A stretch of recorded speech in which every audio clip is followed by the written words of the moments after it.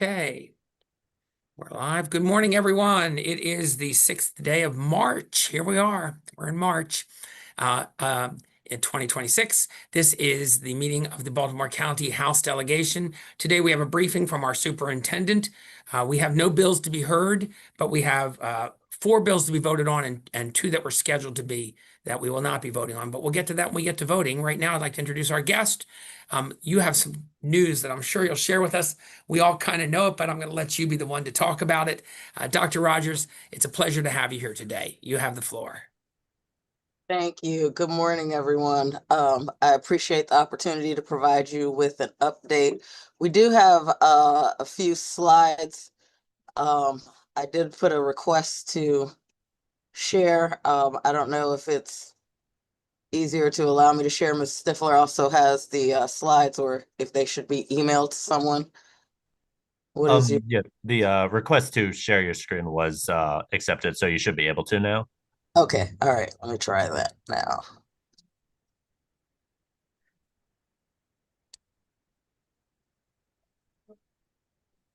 All right, can you see? Yep, it's okay. there. Thank you very much. The first thing that I'd like to share to make sure that everyone is aware is that we are very excited to continue our partnership with CCBC. Most recently, we announced the direct admit option for our Baltimore County Public School students. This is a process that is happens pretty regularly in other states and large school districts with the local community college. It allows for our seniors to be admitted into CCBC within a very seamless process where they will receive communication directly from CCBC. Students have an opportunity to confirm their acceptance, and CCBC will provide them with tailored information on not only financial aid, but counseling and advising. I announced that with Dr. Curtinitis. We're excited about what it means for our students, and I think everyone on this call is aware that CCBC has been most fortunate in being able to provide the majority of their students with either reduced tuition or free tuition. And so this is an opportunity for our students to move quickly through post-secondary education. And there are partnerships with many four-year colleges and universities in Maryland that will take all of the credits that they have earned from CCBC for them to transfer in their junior year. And so wanted to make sure that you were aware of that for your constituents. Moving forward, just a reminder of the demographic shifts that have happened in Baltimore County Public Schools over the last 5 years. We now have 108,000 students. Economically disadvantaged has grown tremendously by 116%. Our multilingual learners up until this past year had been our fastest and largest growing population, growing by about 1,000 students per year for the last 10 years prior to this past school year. And special education, while that number has remained relatively stable, it has grown by about 2%, but the costs associated with meeting the needs of students receiving special education services have grown tremendously over this 5-year span. As you know, and you're familiar with, our work and our charge 3 years ago was to reverse the trajectory of academic decline that was clearly happening in BCPS. This was a charge from our community, but it was also a charge from the data of our students. And so we have been in earnest focused on 4 key areas in order to move BCPS forward, primarily academic achievement, but making sure that the changes that were necessary in infrastructure, safety and climate, and highly effective staff were moving forward. You are familiar with the data. It has not taken us 3 years, as implementation science says is the amount of time that it takes a school system, particularly a large school system, to see the impact of foundational efforts for improvement. In the last 2 years, we've seen some significant improvements in our schools, school quality, student success at all 3 levels. Again, for the second year in a row, we have the highest number of 5-star schools in the state. Individual schools, more than 60, improved their Maryland star rating, 82% improvement in 4-star schools, and 21% in 5-star. And we've shared this before, that we have both the number 1 and number 4 highest ranked high school in the state of Maryland, as identified by Maryland State Department of Education, and 9 out of the top 10 highest elementary schools across the entire state. All are here in BCPS. And we think that is largely due to the major investments in Team BCPS since FY25. I won't detail all of these efforts, as throughout the last 3 years we have spoken about them in detail, but I just want to bring it to everyone's awareness. These are the specific areas where we have focused on that we believe have made a strong difference in terms of outcomes for our students. This year is not different. It is not atypical from the last 3 years in terms of a tight fiscal landscape. BCPS has made, prior to this year, more than $168 million worth of reductions. Central office was a place that many people pointed to as being too large, too many supervisors, and so we have addressed that, as well as reductions in spending. Want to make sure, because many stakeholders have asked us, where does BCPS get our funding from, and how do we spend our money? Our funding is all external. BCPS is not revenue generating. We receive funding from local, state, and federal. You'll see the pie chart breaks down that the majority of our funding comes from local government, followed by the state, a smaller portion from the federal government. All of our expenditures have to be accounted for. We have budget appropriation limits. Every other board meeting, we bring contracts forward, and within those contracts, they are for specific vendors, for specific amounts, for specific items, for specific time limits. There are spending transaction limits, both for central office as well as schools. And because all of our funding is from external sources, all of our funding comes with strings attached, requiring reporting and external auditing requirements for our funding. I have shared before with you this season that this graphic that aims to make sure that all community members are clear about how BCPS is funded, or how our funding is spent. 82 cents out of every dollar is spent on employee salaries and benefits. Very important for us to help everyone understand that while we are receiving additional funding from the federal government and from the state, the gap is created by enrollment, bringing the formula down for the school system, and the cost of wages and benefits increasing at the same time. Compensation costs that are now a part of the adopted FY27 budget. Numbers have been sent to the county executive.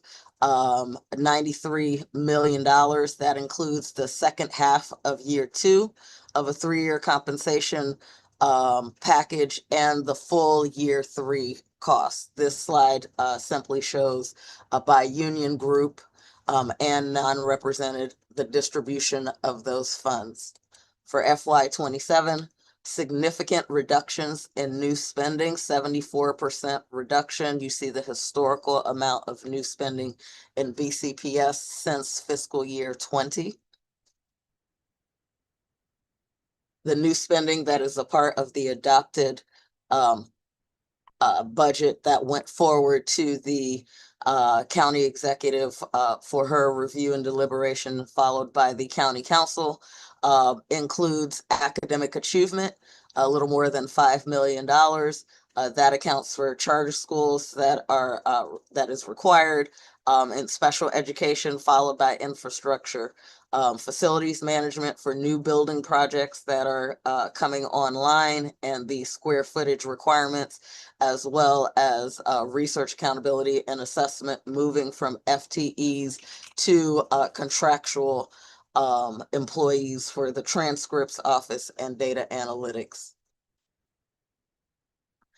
The adopted budget prioritizes the year 2 and year 3 of the compensation package, which was the feedback that we heard the most from all stakeholders across Team BCPS. It also includes the target of the 2% increase from the county executive and an additional $3.6 million that was passed by the Board of Education for media specialists.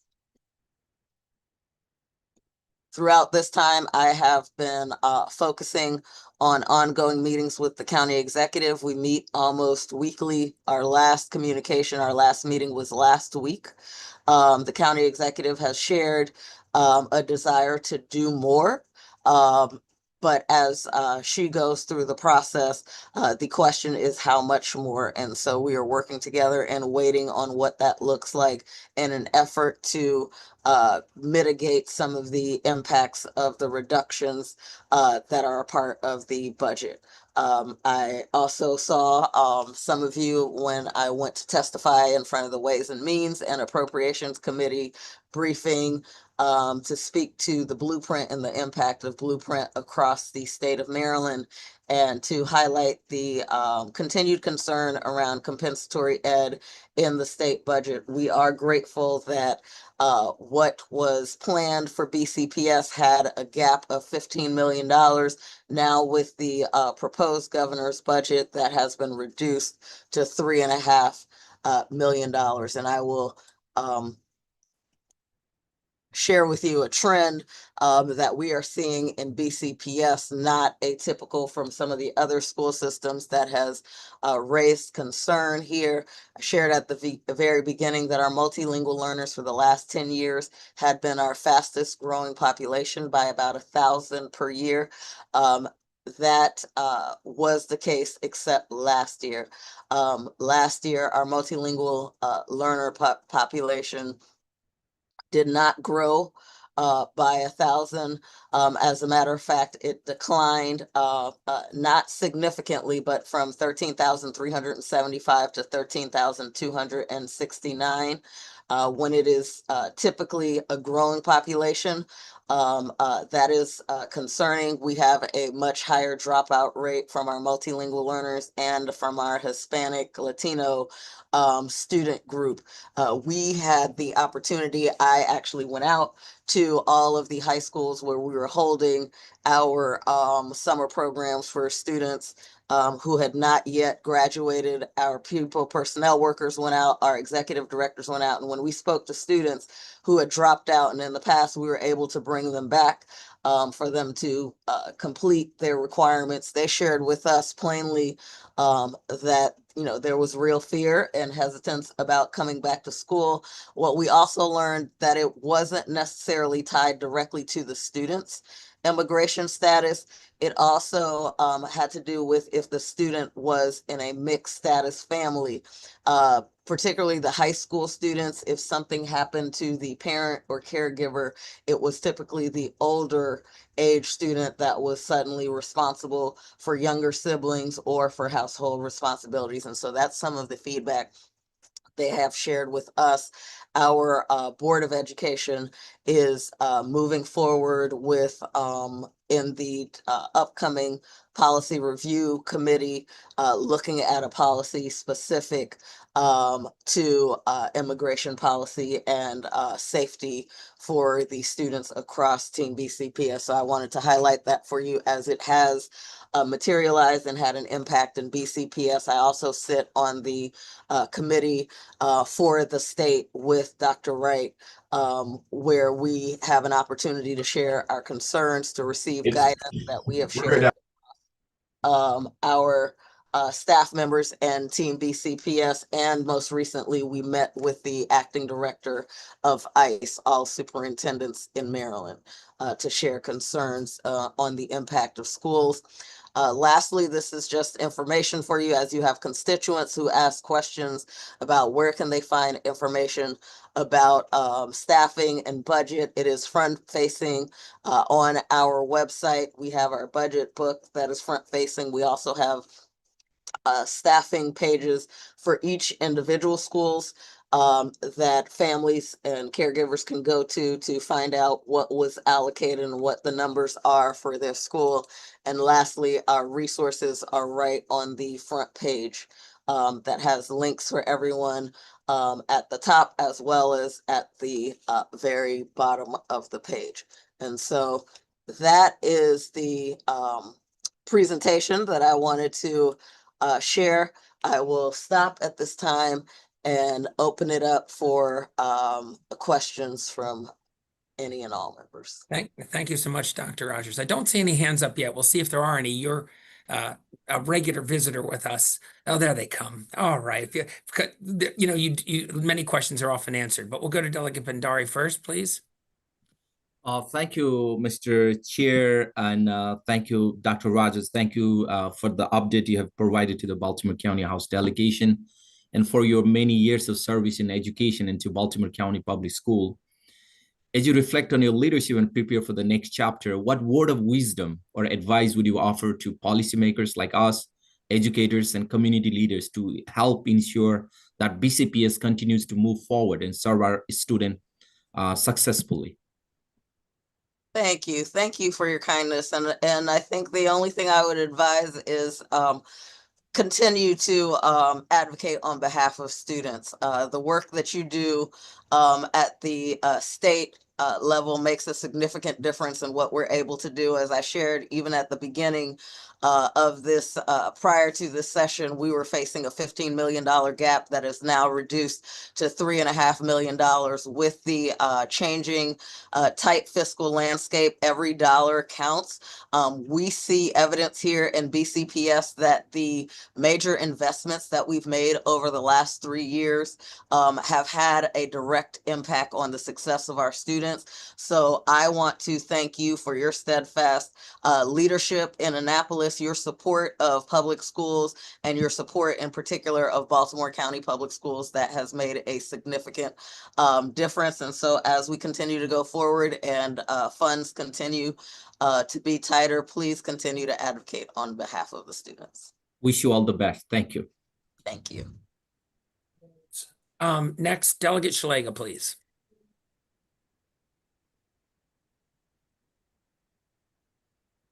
Sorry about that. It's hard to find the buttons when you need to.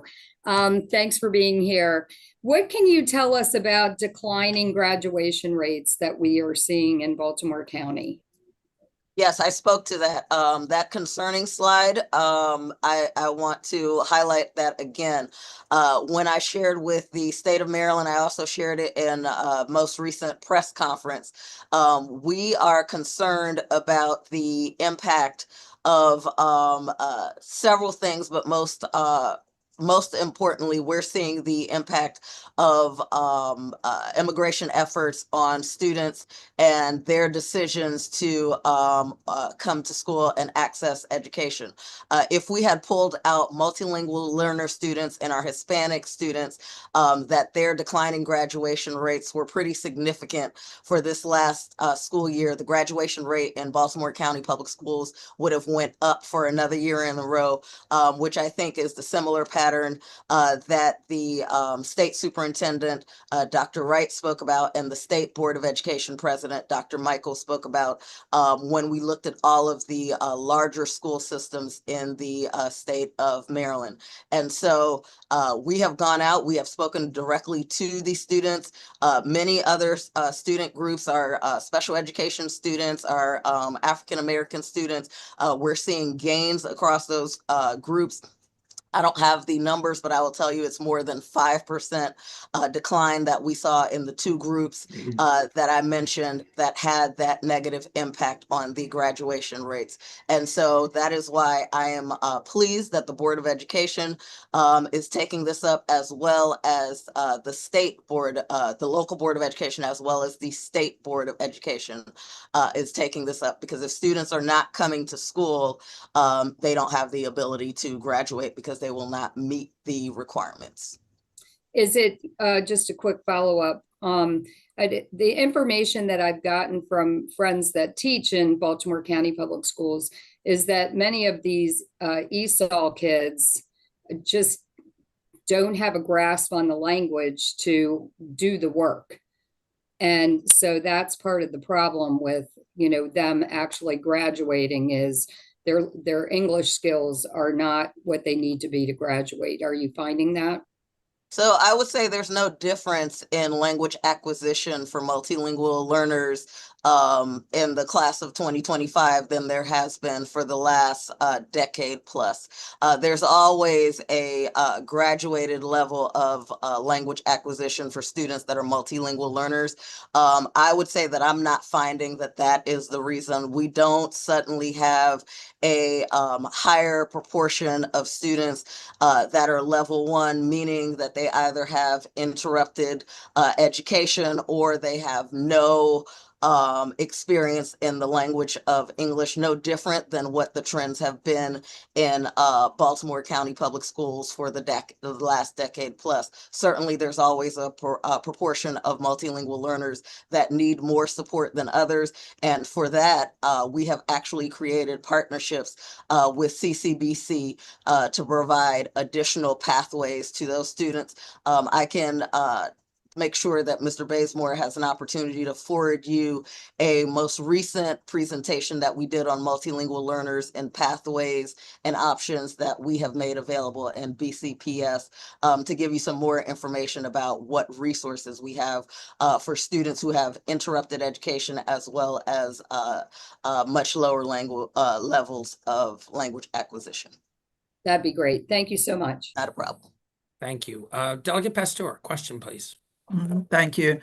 First of all, I want to thank you, Dr. Rogers, for your service and your attention to instruction and making sure that those numbers are not just going up, but by happenstance or any other thing, but because there's more dedicated attention to what happens in our schools for all of our children. So thank you. And I'll circle back to that in a second. I want to ask you, though, about special education. You know, I always come back to that. And it's good to hear that that is sort of leveled. But what do you see? Because our special education needs, not just in Baltimore County, but everywhere, are starting to change. So what do you see in terms of what we can do, how we can support you with special education? What are you seeing as some of the changes that are happening in terms of services that need to be rendered? Because you pointed out that costs are going up. Please help us with that. So thank you for that, and thank you for your kindness. I appreciate the support over the last few years. I think for us, what we found in special education was that there was a gap in professional development that existed. And so we've begun the process of not only making sure that the training was provided for our teachers that directly deliver special education services, but also for our paraprofessionals and our additional adult assistants. Those were areas that there were gaps that we have been filling. We also recognize that special education teachers, that's probably the most complex group of teachers that we have. And so for new educators in particular, this is going to be the second summer in a row where we are differentiating the training that we provide to them. They get to come in a whole week early, and 1 week is just dedicated to what does it mean to be a special education teacher, understanding the differences in that role, the paperwork, documentation requirements, and then the second week they join with the other new educators to focus on content and pedagogy. So professional development is a large portion of that. You also alluded to the costs that are associated. We're still seeing the impacts of the time during the pandemic when some students either, were not in school buildings, or just the time when students were a particular age and they didn't have access to each other and to teachers in the same way that they had in a long time. And so we're seeing what some of those impacts are and trying to fill the gaps, as quickly as possible. But the investments that BCPS has made in the younger age of students, particularly in elementary schools, having IEP facilitators, which is something that we struggled with for a long time. I think that is where we're going to see BCPS close the gaps, because we were missing some critical opportunities at the youngest ages to work directly shoulder to shoulder with families and to have somebody to walk them through that process and to monitor the implementation in earnest beyond the assistant principal in the elementary grades. So we have that in place now for any elementary school that has a caseload of more than 59 students receiving special education services. Our special education department has been restructured so that there are specific point people assigned to schools, just so that there's that clear communication and that seamless articulation.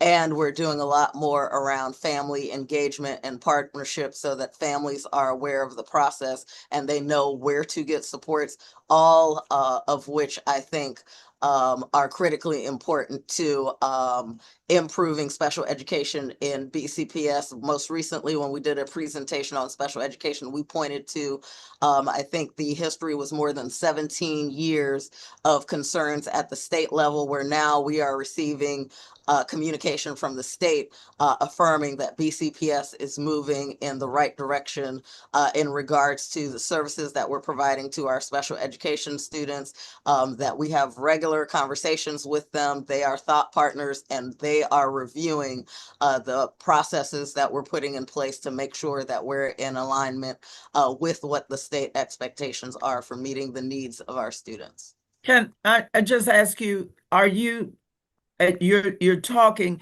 in general, but I want folks to know that one of the other issues is that you're seeing, because of the things you just described that you're doing, our teachers and our specialists are now they are now spotting some of the DISs, DYS DISs, dyslexia, etc. So that's a whole different ball game, and also more students are appearing in our system with autism or being on the spectrum. So I want to thank you for what you just described in terms of the staff development that's important in that. And very last, I have to throw in that you have been just exceptional with doing things beyond the schoolhouse. Blueprint calls for career and college.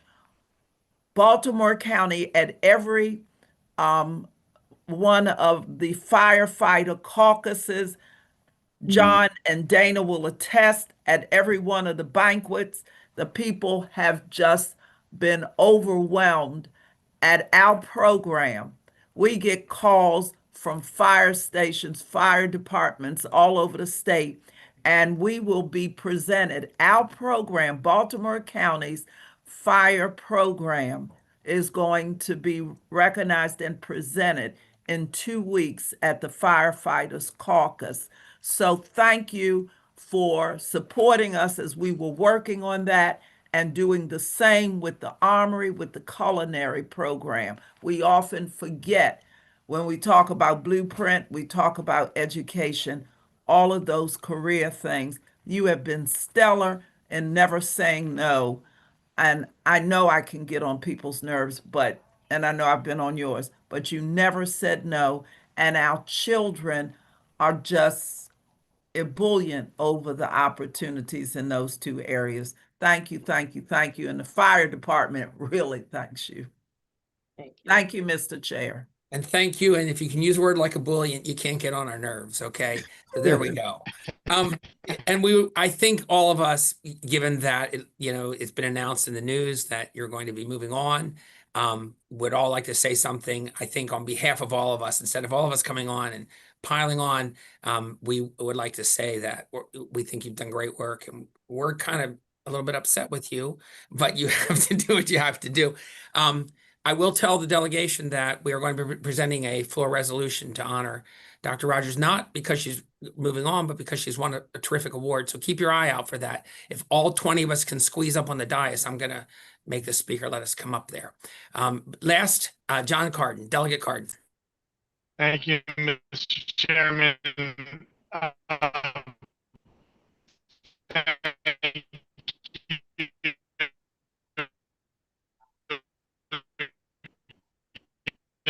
Delegate Carden, I'm sorry to tell you that you're busting up on us a bit. We're having a little trouble understanding you.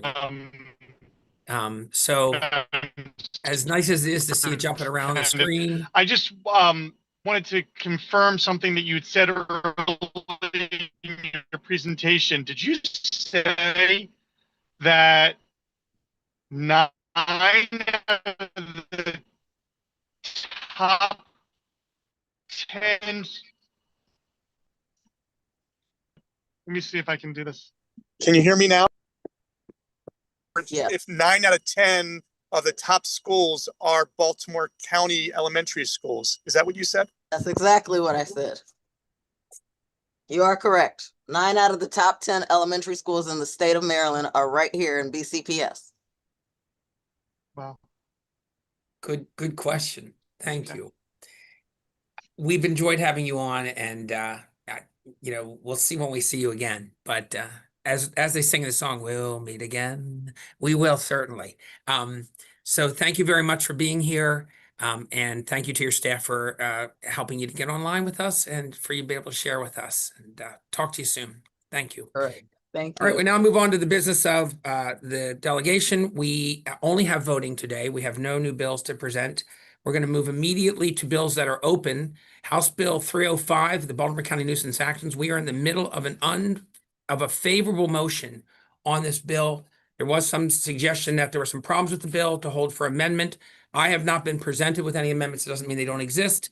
So are there any amendments to the bill at this time?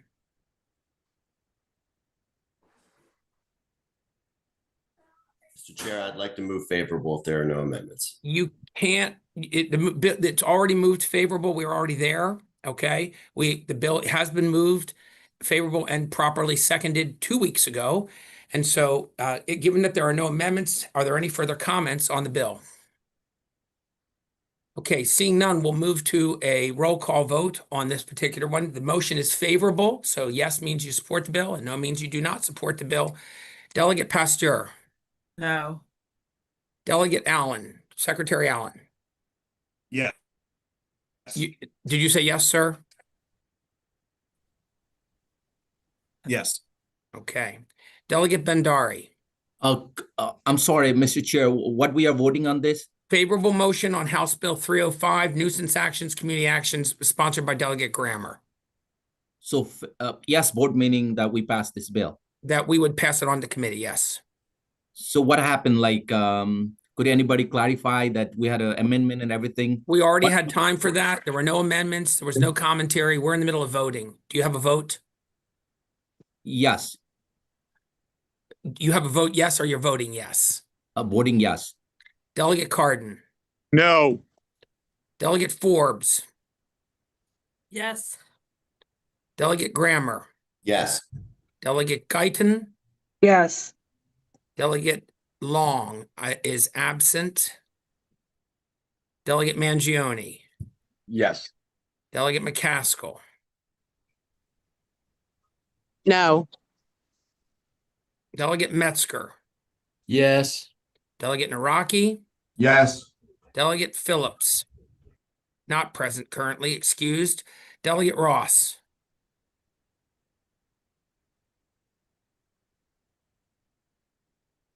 Delegate Ross, do you have a vote, please? She on? Yes, she's there. Rocky? Yes. Delegate Phillips. Not present currently, excused. Delegate Ross. Somebody is, yeah, it's mute Delegate Long, please. Thank you. Delegate Ross, did we get a vote from you? We had a little overlap there. Okay, we'll see if we can get her online. Delegate Ruth. Mr. Chair, I apologize. I had to step away for a moment. What are I we voting understand. on? We're voting on House Bill 305 that's been open for a couple of weeks here. Favorable motion on the nuisance actions bill. And there's no amendments? There were no amendments presented, correct? I vote yes on the favorable. Okay. Delegate Stein. No. Delegate Shalega. Yes, and I Delegate see White. Delegate Long's on. Thank you. I saw that. Delegate White. Yes. Okay. Delegate Long, we'll come back to you. Please try to stay online with us if you can. Yes or no on the vote, please, sir. Yes. Okay. And Delegate Ross, are you back? I was a yes. Sorry, I tried to pop in and say it. It was That's my okay. All right. problem. I gotta watch my count because it jumped around a bit here. I have Mr. Secretary, I have 12 or 13. I think 13 yes votes. Is that I accurate? have 13, Mr. Chair, 1-3. 13 votes for a favorable motion. This bill will be sent on to the proper committee with our recommendation. Thank you. Next bill is House Bill 127, property tax credits, public safety officers, public system employees. We are in the midst of an unfavorable motion on this bill. It was held in the middle of the unfavorable motion.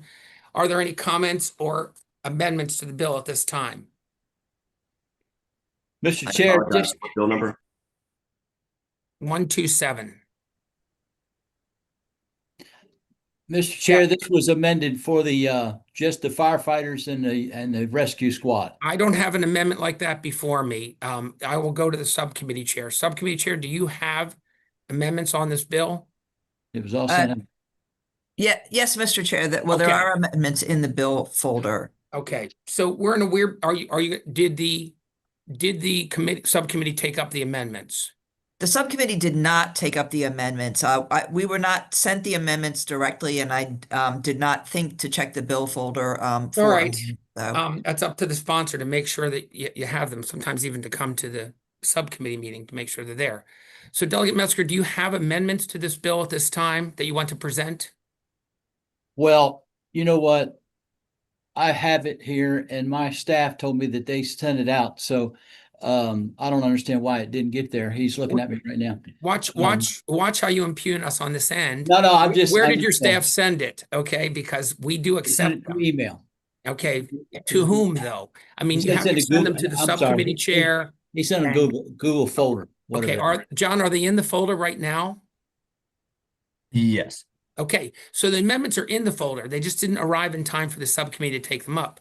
So they're there and people could have looked at them. So we've followed through. They're there.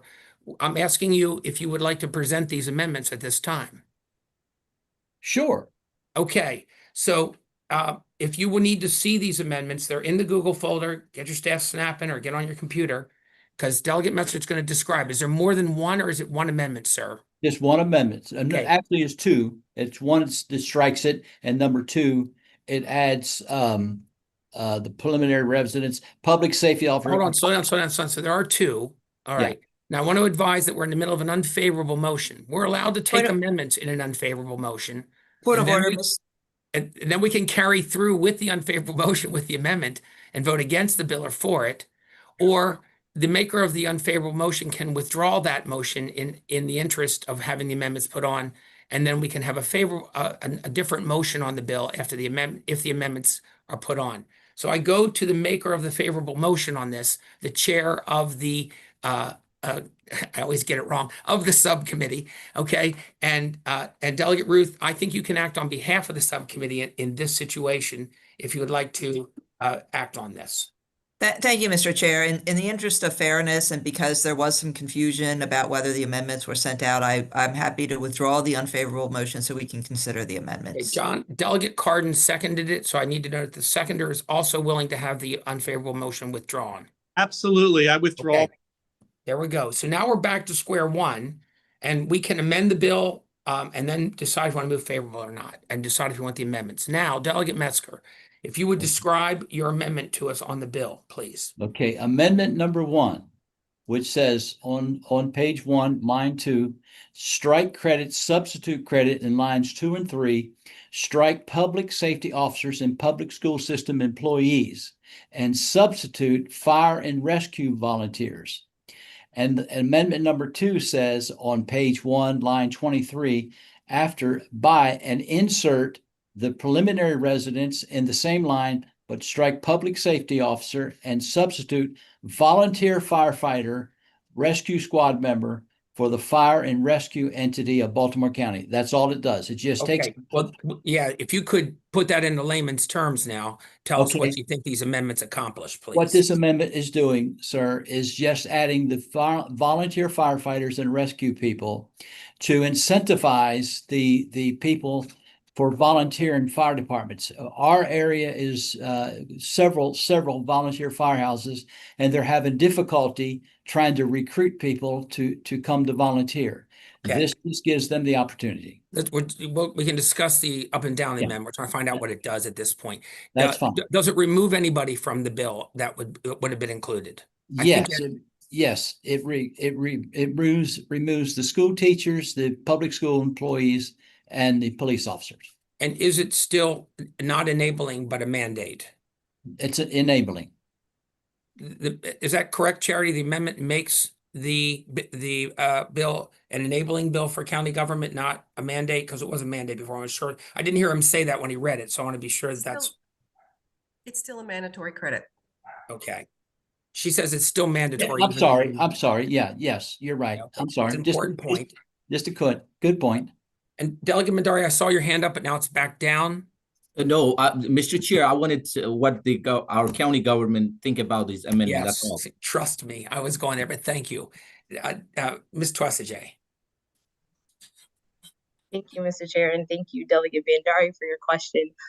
Again, at this time, I wasn't able to fully see the amendments, but just a preliminary update at this time. We won't be voting on this bill. You guys won't be voting on this bill at this time, and I will be able to provide more fiscal impact to the subcommittee. But we would prefer tax credits be more enabling rather than a mandate. So at this time, that one would just immediately impose a huge fiscal impact on the county. But I will be able to provide more numbers on exactly what that would look like to the county and the actual, impact that we could potentially see further on in the subcommittee and also to the sponsor. And provide And we're really just on the amendment right now that would seek to add some other people and remove some in this case. Yeah.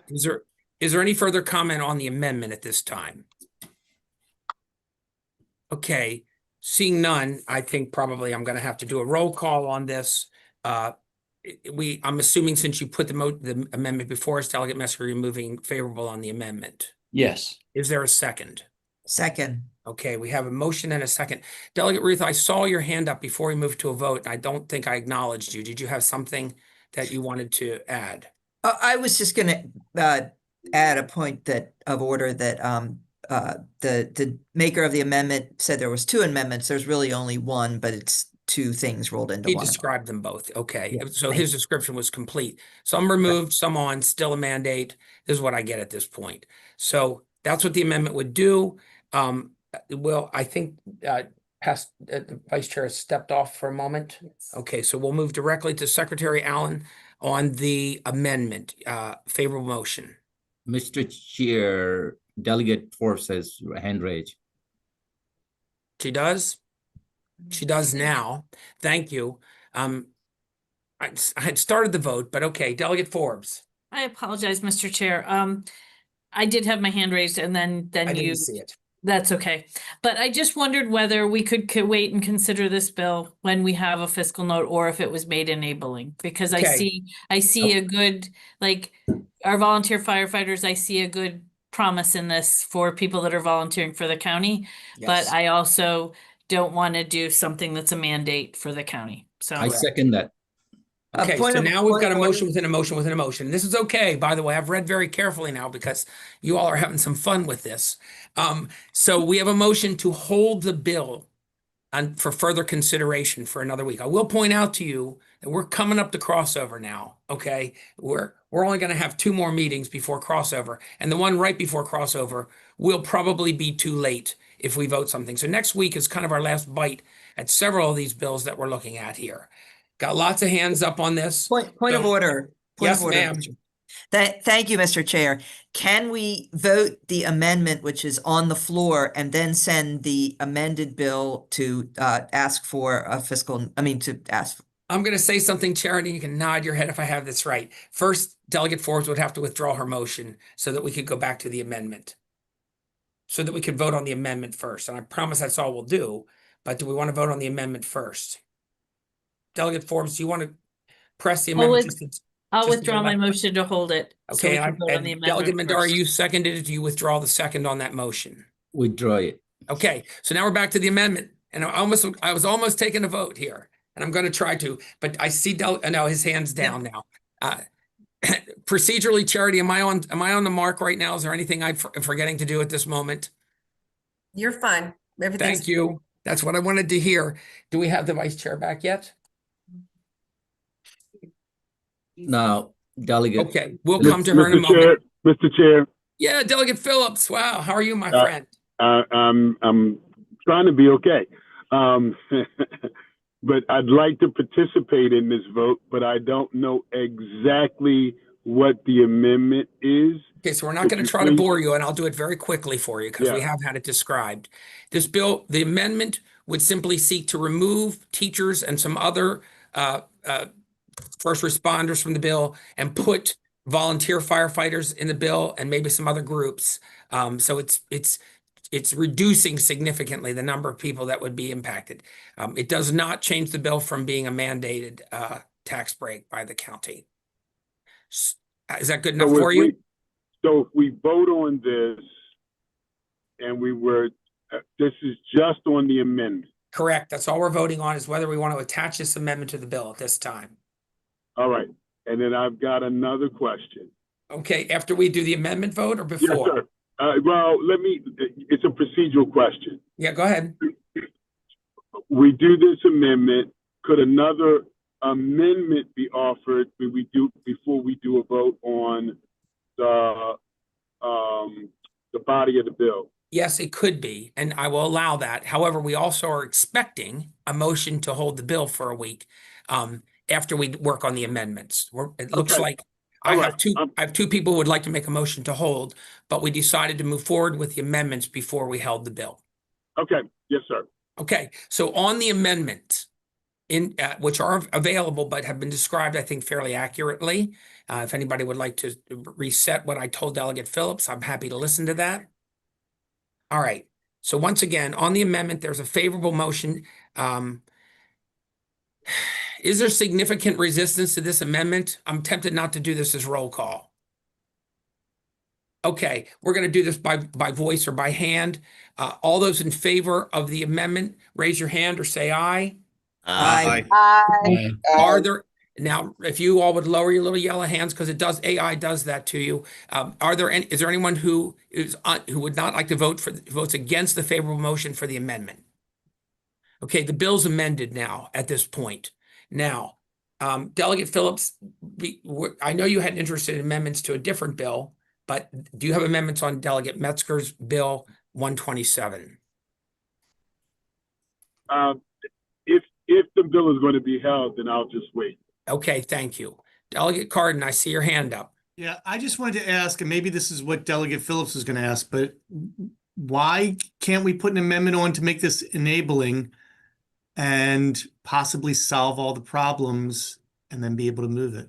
Well, no one says you can't. Your premise is incorrect. We can amend it that way. That's not the amendment before us at this time. Okay. Well, I'm going to ask perhaps Delegate Forbes, who has a little bit of appropriations experience more than I do anyway.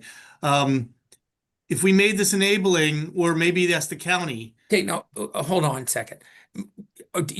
Right now, we're in the amendment phase of this bill. And Right. I'm going to really defer to Delegate Forbes next because she made a motion to hold the bill.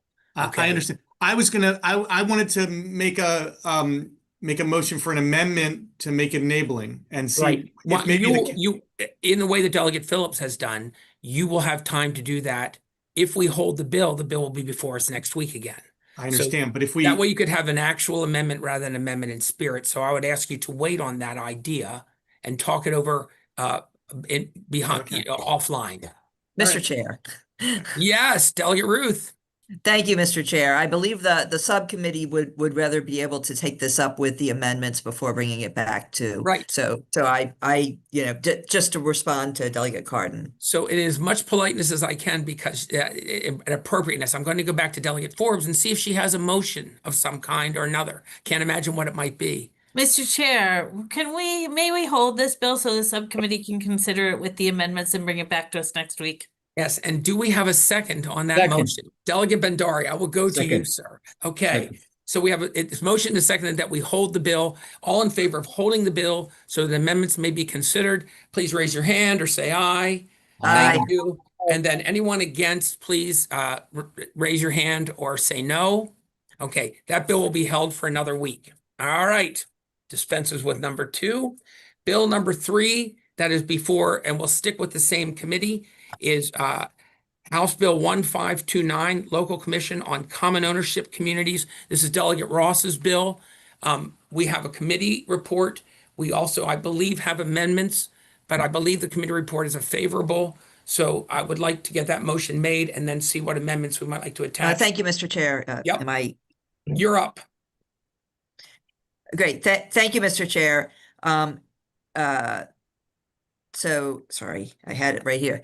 House Bill 1529 enables Baltimore County to establish a local commission on common ownership communities.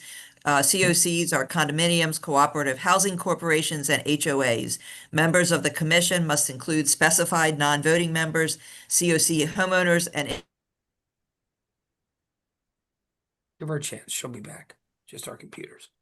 individuals who represent COC. The county executive determines the number of members on the commission. COCs must register annually with the commission, and the commission may collect reasonable fees to cover its operation. Am I breaking up? No, you did, but it was all good. You only off for about 3 or 4 seconds. We heard everything you Okay. said. So the committee met and we voted favorable on this bill. However, I will not make a motion at this time. I believe there may be some No, amendment. you can make an motion and we Okay. can amend it after the motion. So it's okay. Great. For you. Then And she froze. then I move favorable. Thank you. We take your favorable motion. Is there a second to the favorable Second. motion on the bill? I'm going to go to the bill sponsor and let her do that. Yes, I'd like to Second the motion. second the motion. Sorry. Thank you. Thank Yeah, you. I caught you off guard there. All right. So the bill has been moved and seconded. Are there any amendments to the bill or any discussion on the bill at this time? And I can take either one. And I see Delegate Mangione has his hand up, but I'm going to defer to the bill sponsor who has told me she has amendment that she'd like to offer. Thank you, Mr. Chair. I do, and thank you, Madam Chair, Ruth, as well. I do have 2 amendments. The first amendment is related to information on page 8. After we talk about the fees, the bill already states that any authorized fee shall be used to cover the cost of maintaining the local commission. So what I'd like to do is strike 1, 2, and 3 underneath that, which spells out what some of those fees may be, simply because it's covered well enough that when it says that the fees must be used to cover the cost of maintaining the commission, we don't need to spell out what they may be. There may be some other fees. This is not an exhaustive list, so there may be some other fees associated with it. So we just didn't want to lock the county into these particular line items. So for that reason, I'd like to strike no replacement tax. This is just a very straightforward striking those 1, 2, and 3. And then the second amendment begins on page 9. And this is just in section 11C 108. The bill already says that the county shall operate a dispute resolution process to furnish mediation and administrative hearings. So that's already in the bill. The rest of this is really just it's just fleshing out how that dispute resolution process needs to happen. And I decided that we really want to leave that to the county to determine how they want to do it for two reasons. One, however they do it, I'd like there to be public input on that process. So that can be a very tailored approach to how residents want that dispute process to work. So I'd like for the county to be able to solicit input from the public when they consider that. And then two, depending on how they do it, I mean, it could costs, could be influenced by how they conduct the hearings, how many people they involve. If they do on-site investigations, there may be some, although very nominal, but some minor travel reimbursement expense. So all of that, I feel like I just wanted to let the county take that up however they deem fit to handle the dispute resolution. It's fine to say that it shall be a part of the framework. And so what we would strike would be number 2 that says, basically under 11C 108, you can see that it says that the local commission may hear any dispute between parties. It says the party may not file a dispute with the commission until the party has made a good faith effort to try to resolve and remedy the issue with the governing board.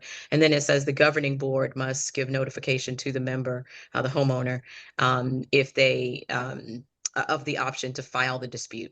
So that part will stay. The rest of that will go. It's descriptive. It just goes into detail about the resolution process. Okay, and would you like to move your amendment? Yes, I'd like to move this amendment, please. Move favorable on the amendment. Do I hear a second? I think that was the secretary, actually, if I recognize voices pretty well. So we have a motion on the amendment. So comments now are on the amendment. Delegate White Holland. Thank you, Mr. Chair, and thank you, Delegate, for bringing these amendments. Wanted to get an understanding of how these amendments came about. Did you work in partnership with the county, just trying to get a better understanding of how these amendments came to be? Sure. So absolutely did work in partnership with the county just on overall on their take on the bill, not on these amendments in particular. The amendments came about from conversations with homeowners and several board members. In the hearing, we had 2 presidents of large communities testify in support of the bill. But I continue to talk with homeowners, with board members about the bill. There's a lot of enthusiasm and support for it. But there was some feedback about the dispute resolution process. In particular, if you look on page 9, where it says that, sorry, give me just a second. It says that, I believe it's, gives a period of time, 60 days, sorry, number 2, at least 60 days after any procedure or remedy has been initiated with the governing body of a common ownership community. So essentially the homeowner would have to wait, or the board would have to wait 60 days after they've initiated remedy. You could have initiated remedy and come to an impasse at 20 days. We don't really want or need the homeowner or the board to wait another 40 days before they can pursue some additional resolve with the commission. If they've come to an impasse at 20 days, they've exhausted the process as the bill says they must. There's really no good reason to wait 40 days. The point of it originally was so that to try to prevent a homeowner from working both processes at the same time. So trying to work with the board or work around the board as the board is trying to resolve the issue. So that's why that sort of embargo period was in there.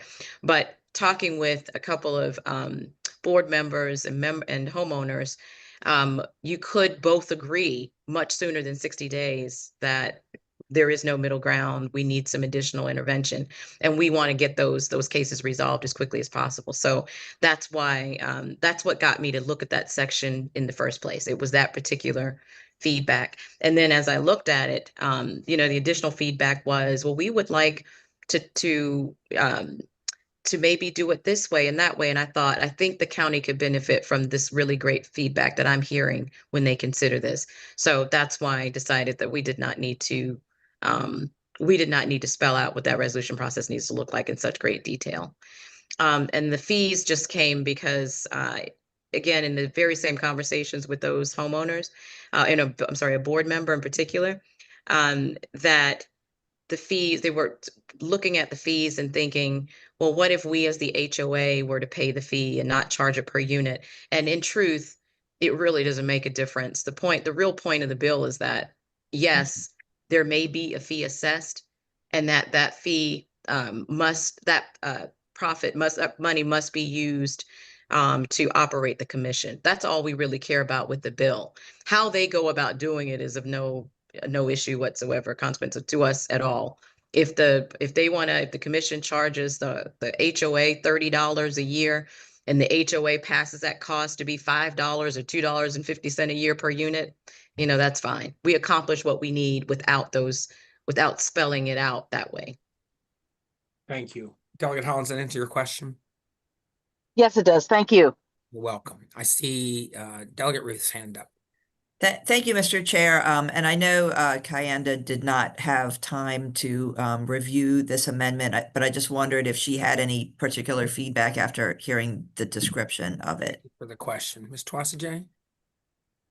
Thank you, Mr. Chair, and thank you, Delegate Ruth, for the question. As Delegate Ross has said, we have worked with her, providing our concerns regarding the bill. And at this time, after hearing her amendments to this bill, we are amenable to this, leaving a lot of this back in the county's hands. As we have stated before, we are not expertise on HOAs or even how to truly address them, but providing us with that autonomy to actually, resolve disputes based upon how we would see fit would be wonderful. And we have no edits or concerns to these amendments. We do appreciate Delegate Ross working with us.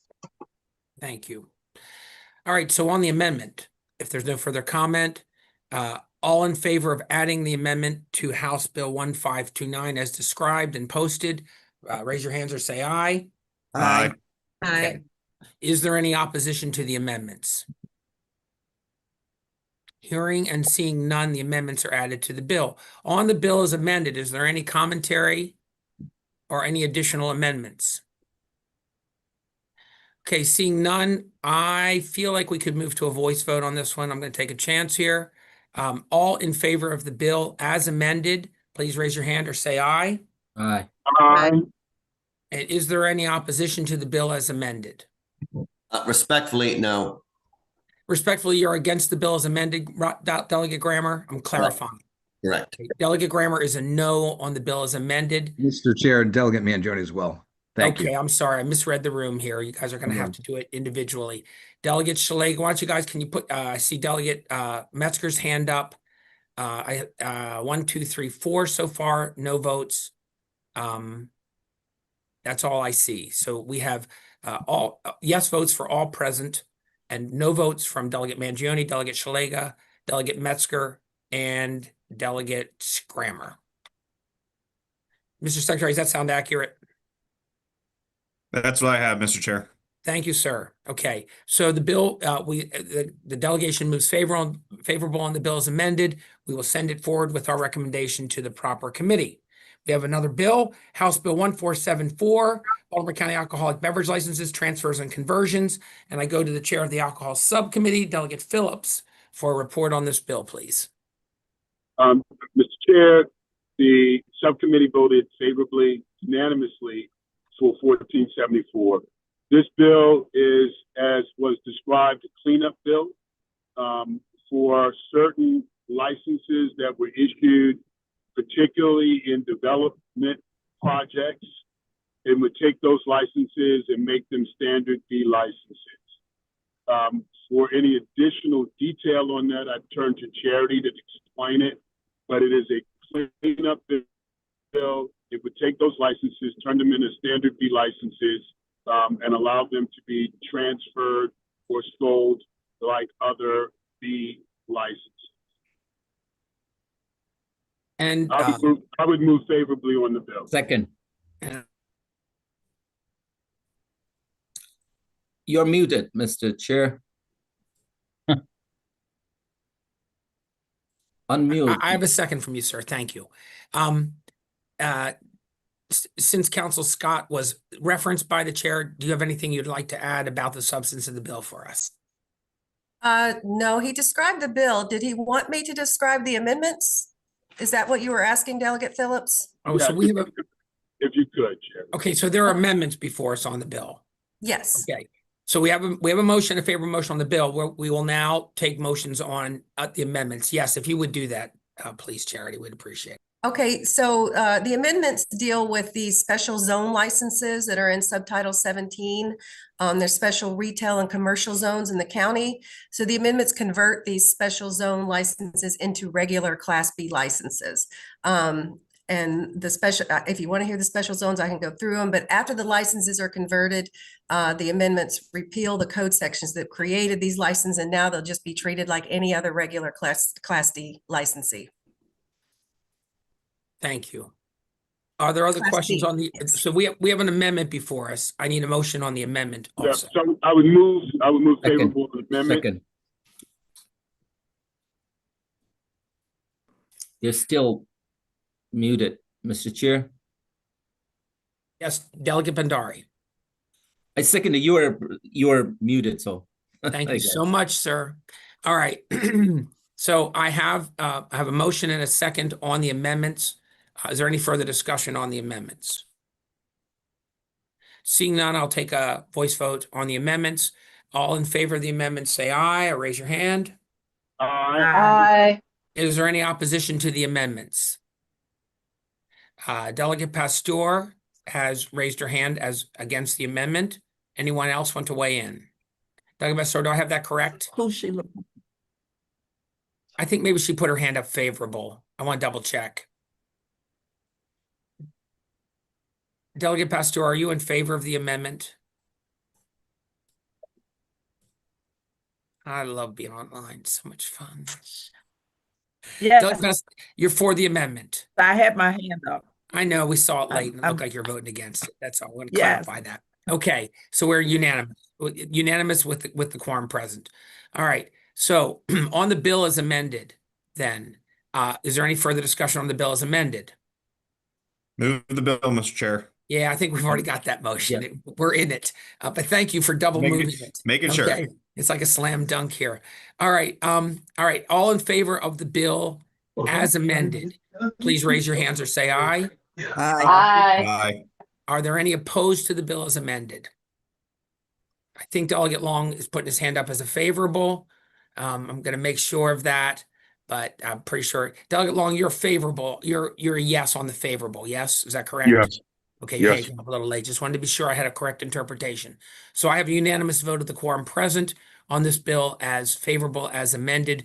We will send it on to the proper committee. I think Delegate Ruth sits on that subcommittee. Delegate Ruth, great to have you here. All right, we have two more bills that were on the voting list. It is my understanding that there is a number of amendments circulating and being considered on this bill, and the Education Subcommittee would like more time to consider those amendments on working on the bill.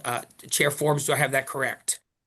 Yes, Mr. Chair, thank you. Thank Okay, you so for another week. So since we haven't moved into a motion on these, as chair, I'm going to delay working on these bills until next week. Both House Bill 89 and House Bill 1257 will be taken up with possible amendments next week. And that brings us to the end of our show today, everyone. We're doing a lot of good work here, and I appreciate everybody cooperating and trying to help out with amendments to make bills work when they can. Pretty proud of this group and what we do. We'll see you on the floor. You got enough time to get a little breakfast. Thank you all, and we'll see you next week.